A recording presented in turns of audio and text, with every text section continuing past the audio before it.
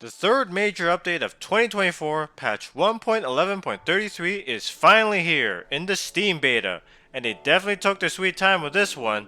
There will be an 8-week gap between the last update and when this update officially releases, way off of their 6-week promise. But some long-awaited features are finally coming to the game. Will it be worth the wait? They've also released a video accompanying the update, which they've never done before. Usually it's just short Twitter clips. Unlike previous Starfield updates, this wasn't teased out on Twitter, but instead by Todd Howard himself during an interview was kinda funny a couple days ago, which I'll get into after we look at the patch notes. City maps are finally here. You're no longer gonna get lost in the glorified villages of Starfield. All the shops and important locations will pop up not just on the map, but on your scanner as well, which, I'll be honest, looks very cluttered. But the surface maps themselves also look a lot better. You can actually see the terrain features. No more weird blue and white dots projections on the screen. You can now decorate your ship's interior. If you guys didn't know, I made a video back in October talking about how placing modules or certain structural components can remove major features from your ship's HABs, and it was a major pain point in shipbuilding. And I predicted this is something they would do back in February. Now you can decorate the interior like an outpost. Basically like this interior ship customization mod that was made 7 months ago. Again, better late than ever. And they also added empty ship HABs, complete blank slates that the player can modify to their liking, which is also neat. They've added new gameplay options, which I'll admit is way more extensive than I thought. Not only can you customize difficulty between ship and player combat, but you can now adjust how many credits vendors have, which is great. Especially if you know how to get a fuck ton of contraband, which luckily I made a video of. They've also added if your ammo has weight, how much you can carry, how much you heal from meds, food, and sleep, whether you need to eat food, various affliction modifiers, plus aim assist modifiers. And all this affects how much XP you gain. And they added a new extreme difficulty tier. I'm glad they added the ability to modify ship and player combat difficulty individually. I always found player combat way easier than ship combat, especially with all your starborn powers. There are 1 or 2 gameplay options they didn't show if you look at the scroll bar. Looks like they're intentionally hiding something. Maybe a hardcore mode? They've added tabs to inventory menus to make it easier to navigate, which is also neat. You can finally respec your characters when entering the Unity, which was a major problem I should have mentioned in my previous video. Does it really make sense to have an adoring fan follow you in every universe? Not to mention that traits up until now were basically use it or lose it. The only way you can experience different traits was to create an entirely new save. You can also change your appearance if you want to, which, I mean, you can do that at an enhanced clinic as well, but at least this one is free. There is one major thing they missed though, and I think they considered this and decided against it, but I still want it. If we can change our appearance and traits, let us change our background as well. I know it affects my starting skills, but maybe make it so that it doesn't do that. Or make it so we can only choose the backgrounds that are compatible with the skills we already unlocked. Like, I don't want to be an industrialist anymore, especially since I lose all my outposts when going to New Game Plus anyways. Maybe I want to be a beast hunter now. I want to see new dialogue that comes with different backgrounds.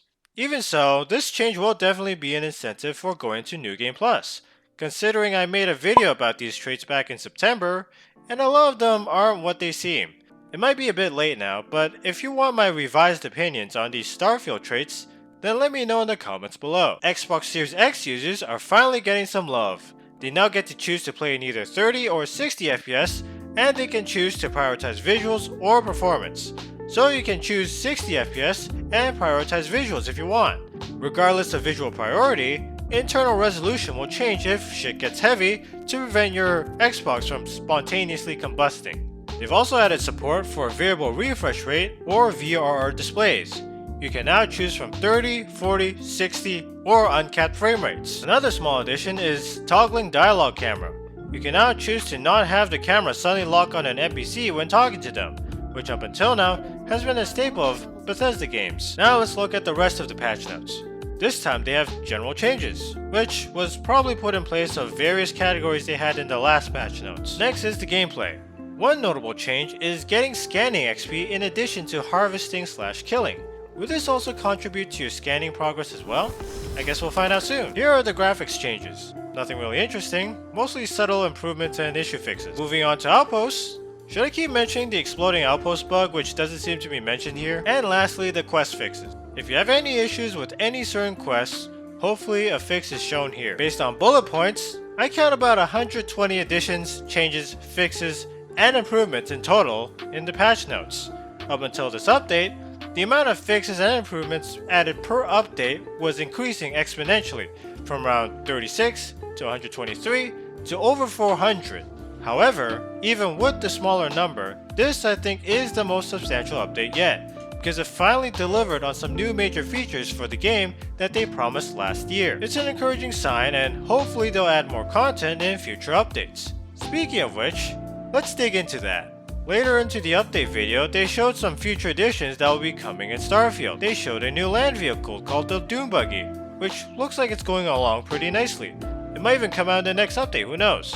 I hope it's more than a Doom Buggy though. I like some variety. But hey, at least we get a bike. I mean in real life, not in the game. They also teased the Shattered Space expansion, and we got a couple brief clips of what that might look like. First clip shows a room with a bunch of water posters on the wall, along with the Trackers Alliance logo. This might suggest that they're fleshing out the Trackers Alliance. This also suggests you can join the Trackers Alliance, because right now you can't join them. The only presence they have are their agents loitering around in cities, and their missions in the mission boards. But now it looks like they're gonna get their own building, so that's cool. Next clip, we have what looks like is art for new Varun armor sets, suggesting this new Shattered Space expansion might be focused on House Varun. Question is, are we gonna see the Great Serpent? And lastly, we got what looks like a very elaborate Starborn temple. Like this temple got corrupted or something. This suggests, but I'm not certain, that we're gonna see new systems with these new temples, because I don't know if they would retcon existing temples in the existing systems. Although if there was any system that was gonna get fleshed out, it might as well be Serpentis. A closer look shows stairs leading up to the temple. So this might actually be a fortress for House Varun? Maybe a new city? Again, this is all speculation. We'll know more about it probably in June during the Xbox presentation, and we'll definitely know more when it comes out this fall. As mentioned by Howard and the update video, the creation kit is already out to verified creators, confirming what I said in the previous update video back in March. So the creation kit is technically out of beta, sort of a soft launch, but they still don't have a date for when it'll be released to the public. I'm assuming that they want creation content ready to go when the creation kit officially releases, so modders and Bethesda can start making money immediately. As for when it comes out, I don't know, maybe next update in June after E3 or what was E3 but is now Summer Games Fest? Just so they have something to announce and hype people up. But according to this Reddit comment, which should be taken with a grain of salt, the current build of the creation kit is still very buggy and not entirely usable. So who knows? So the future is looking a lot clearer now, and with the third update down, it'll be interesting to see what's coming out between now and Shattered Space. If I were to guess when Shattered Space is coming out, I would say here, around end of October, or beginning or mid-November, coinciding with the 7th update. But then again, I've been wrong about a lot of this shit. I was confident Creations was gonna come out in March, and yet here we are. Will there even be 8 major updates in 2024? Given their current pace? Maybe not. And I always wonder if they internally delayed Shattered Space to fall given the sudden negative reception to their game, because they always release their first expansions around June or earlier. I guess we'll never know, unless someone tells us. If you made it this far into the video, thank you so much for watching, I really appreciate it. And if you enjoyed or found this video helpful, hit that like button, subscribe and ring that bell. And let me know in the comments below what you think about this update. Even though this update fixes some issues I have with this game, there's still a lot of major problems that remain unaddressed. And if you want to know what they are, and how Bethesda could fix them, then I highly recommend you watch this video right here.